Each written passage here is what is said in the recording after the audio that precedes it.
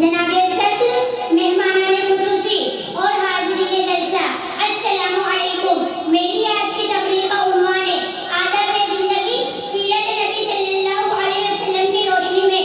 سامعین حضرات، زندگی سے بھرپور فائدہ اٹھانا، خاطر خواہش کا اندوز ہونا اور پھر واقعی کامیاب زندگی گزارنا یقیناً آپ کا حق ہے، لیکن اس وقت جب آپ زندگی کا طریقہ جانتے ہو، کامیاب زندگی کے اصول و آداب سے واقف ہو، اور نہ صرف واقف ہو بلکہ عملاً آپ ان اصول و آداب سے اپنی زندگی کو آرائستہ اور شائستہ بنانے کی کوشش میں ہم سرگرم ہو تو واقعی زندگی اللہ تعالیٰ کی دی گئی تمام نعمتوں میں سے افضل ترین نعمت ہے۔ سامعین حضرات، آداب زندگی کو مد نظر رکھتے ہوئے آئیے میں کچھ آداب زندگی کے پہلوؤں پر نظر ڈالتی ہوں۔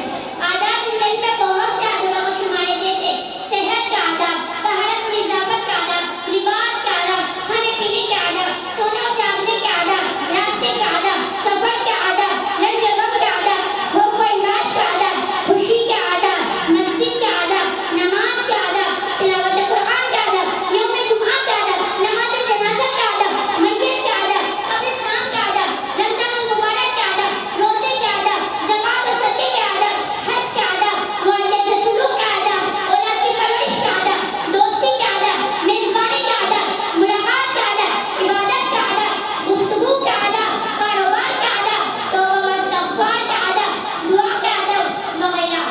سامعین حضرات، آئیے ان آداب سے میں آداب زندگی سیرت نبی صلی اللہ علیہ وسلم کی روشنی میں کچھ مختصر روشنی ڈالنا چاہتی ہوں۔ طہارت و نظافت کے آداب میں خدا نے ان لوگوں کو اپنا محبوب قرار دیا ہے جو طہارت اور پاکیزگی کا پورا اہتمام کرتے ہیں، اور نبی صلی اللہ علیہ وسلم کے ارشاد ہے طہارت اور پاکیزگی آدھا ایمان ہے، یعنی آدھا ایمان یہ ہے کہ آدمی روح کو پاک و صاف رکھے، اور آدھا ایمان یہ ہے کہ آدمی جسم کی صفائی اور پاکی کا خیال رکھے۔ صحت کے آداب میں صحت خدا کی عظیم نعمت بھی ہے اور عظیم امانت بھی ہے۔ صحت کی قدر کیجیے اور اس کی حفاظت میں لاپرواہی نہ برتیں۔ ایک بار جب صحت بگڑ جاتی ہے تو پھر بڑی مشکل سے بنتی ہے، جس طرح حقیر دماغ بڑے بڑے کتب خانوں کو چاٹ کر تباہ کر جاتی ہے۔ لباس کے آداب میں لباس ایسا پہنے جو شرم و حیا، غیرت و شرافت اور جسم کے ستر پوشی اور حفاظت کے تقاضوں کو پورا کرے، اور جس سے تہذیب و سلیقہ اور زینت و جمال کا اظہار ہو۔ سامعین حضرات، قرآن پاک میں خدا تعالیٰ نے اپنی اس نعمت کا ذکر کرتے ہوئے ارشاد فرمایا، اے اولاد آدم، ہم نے تم پر لباس نازل کیا کہ تمہارے جسم کے قابل شرم کو بنا کے اور تمہارے لیے زینت و حفاظت کا ذریعہ بھی ہو۔ کھانے پینے کے آداب میں ارشاد فرمایا، کھانے سے پہلے ہاتھ دھو لیجیے، بسم اللہ پڑھ کر کھانا شروع کیجیے، اگر بھول گئے تو جنت میں رہنے والی دعا پڑھ لیجیے۔ یاد رکھنا، جس کھانے میں خدا کا نام نہیں لیا جاتا اس کو شیطان اپنے لیے جائز کر لیتا ہے۔ ہمیشہ سیدھے ہاتھ سے کھانا کھائیں، لوانا نہ زیادہ بڑا ہو نہ زیادہ چھوٹا ہو۔ سامعین حضرات، سونے اور جاگنے کے آداب میں جب شام کا اندھیرا چھانے لگے تو بچوں کو گھر میں اٹھا لیجیے اور باہر نہ کھیلنے دیجیے، اس لیے کہ اس وقت شیاطین پھیل جاتے ہیں۔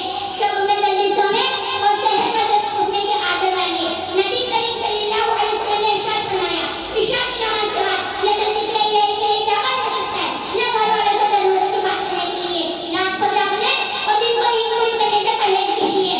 سامعین حضرات، راستے کے آداب میں راستے میں ادب وقار کے ساتھ نیچے دیکھتے ہوئے چلیے، اور راستے میں ادھر ادھر ہر چیز پر نگاہ ڈالتے ہوئے نہ چلیے۔ ایسا کرنا سنجیدگی اور تہذیب کے خلاف ہے۔ نبی کریم صلی اللہ علیہ وسلم چلتے وقت اپنا بدن مبارک آگے کی طرف جھکا کر چلتے، جیسے کوئی بلندی سے پستی کی طرف اتر رہا ہو۔ سامعین حضرات، زندگی بہت خوبصورت ہے، اگر آپ کے بتائے آداب پر انسان عمل کرنے کی کوشش کرے تو زندگی شعور مند اور کامیاب بن جاتی ہے۔ اللہ تعالیٰ ہمیں نبی کریم صلی اللہ علیہ وسلم کے بتائے ہوئے آداب پر زندگی گزارنے کی توفیق عطا فرمائے، آمین ثم آمین۔ آخر میں ایک شعر کے ساتھ اپنی تقریر ختم کرنا چاہتی ہوں۔ سرورے دو عالم کی سروری نرالی ہے، سرورے دو عالم کی سروری نرالی ہے، بیٹھ کر چٹائی پر سلطنت سنبھالیے۔ السلام علیکم ورحمۃ اللہ وبرکاتہ۔ وعلیکم السلام، ماشاء اللہ